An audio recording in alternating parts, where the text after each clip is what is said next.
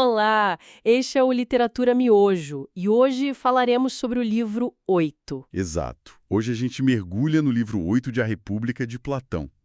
A obra toda, tem 10 livros, mas o nosso foco hoje é bem específico. É Certo. entender a análise que o Platão faz das formas de governo e como elas vão se degenerando, sabe? Uma depois da outra.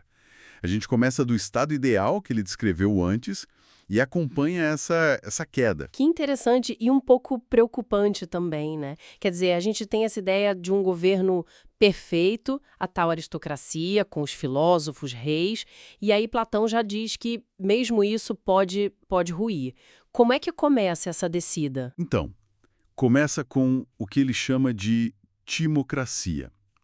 Platão parece que se inspirou em modelos tipo Creta, Esparta. A degeneração ela parte do momento em que a classe governante começa a negligenciar a educação mais completa, as musas, como ele diz.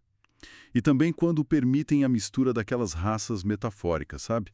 Ouro, prata, bronze, ferro, que representam as aptidões. Ah, sim. Isso acaba gerando conflito, e o foco que era na sabedoria muda, passa a ser a honra, o valor militar. Entendi.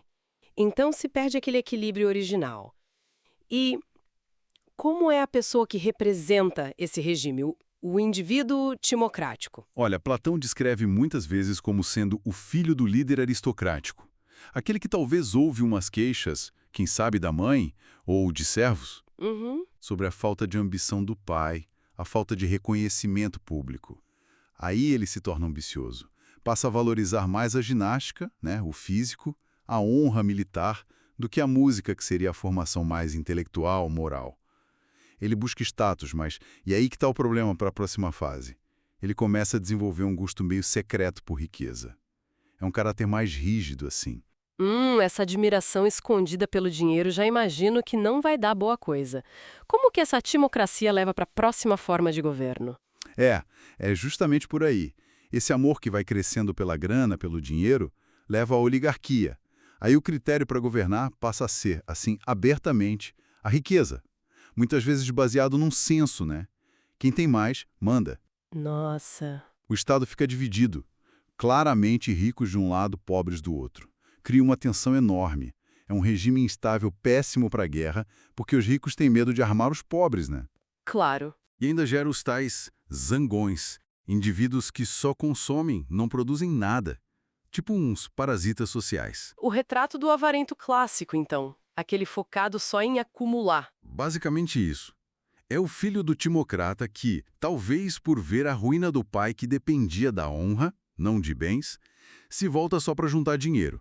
Ele é super poupador, reprime os desejos que ele considera não necessários, que é basicamente qualquer gasto que não seja para acumular mais. Falta virtude ali, de verdade, e ele vive meio em conflito, sabe? Controlando os próprios impulsos só pela avareza mesmo. Que situação tensa. Ricos de um lado, pobres explorados do outro. Parece um barril de pólvora isso aí. Como que a democracia surge nesse cenário? Pois é, como uma explosão mesmo. A oligarquia gera tanta revolta na maioria pobre que a democracia nasce daí. Os pobres derrubam os ricos e estabelecem um regime de liberdade e igualdade para todo mundo. Platão descreve até com uma certa ironia, como agradável, anárquica e variada. Um regime que trata todo desejo, todo impulso como se tivessem um mesmo valor. Uma explosão de liberdade, então. E a pessoa democrática, como ela vive nesse clima? É o filho do oligarca, foi criado naquela mesquinhez do pai, Mas aí ele entra em contato com os zangões, com os desejos não necessários. Uhum. Descobre um mundo de prazeres. Depois de um conflito interno, ele larga aquela rigidez antiga e passa a viver meio ao sabor do momento. Um dia ele quer ser filósofo, no outro político, depois empresário, ou só curtir os prazeres mesmo. Não tem um princípio guiando, sabe? A liberdade vira licença para fazer o que der na telha. Liberdade total, sem hierarquia nenhuma de valores. Isso soa meio caótico. E Platão diz que é justamente esse excesso que leva ao pior cenário, certo? Infelizmente, sim. Leva ao extremo oposto, a tirania. A liberdade excessiva da democracia vira anarquia. caos. E nesse vácuo surge um protetor do povo. Alguém que se apresenta como defensor dos pobres contra os ricos. Ah, o discurso conhecido. Exato.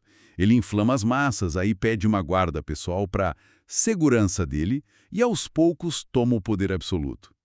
E para se manter lá, ele elimina os cidadãos melhores, mais corajosos, provoca guerras para manter o povo ocupado e distraído, e vive isolado, cercado de medo e puxa-sacos. Que trajetória sombria. E a alma dessa figura, do tirano, como Platão vê isso? É a pior de todas. A mais infeliz, a mais doente, dominada pelos desejos mais baixos, mais ilegais. Platão até usa Eros, o desejo passional, como símbolo desse tirano interior. A alma do tirano, a escrava das paixões, nunca está satisfeita. Vive com medo constante, remorso, mesmo que não admita, e num isolamento terrível. É a imagem máxima da injustiça e, claro, da infelicidade. Entendi. Então, o ponto central do livro 8 é essa ligação direta, né? A saúde ou a doença do sistema político reflete a saúde ou a doença da alma das pessoas, dos cidadãos e dos governantes. Exatamente. Platão usa toda essa sequência aristocracia, a etimocracia, oligarquia, democracia e, por fim, tirania como um argumento muito forte. Ele quer mostrar que a justiça, que está na alma equilibrada e no Estado bem organizado, é o único caminho para a felicidade de verdade. E a injustiça, que chega no auge com o tirano, é o caminho para a miséria, tanto individual quanto coletiva. É um alerta, né? Que vale até hoje sobre o perigo de perder a razão e a virtude de vista. Esse foi o Literatura Miojo. Rápido, mas com gosto de quero mais. Todos os dias, às 10 horas, uma obra nova. Curtiu? Então procure a obra original e experimente a leitura completa. A literatura te espera, sem pressa, mas com prazer.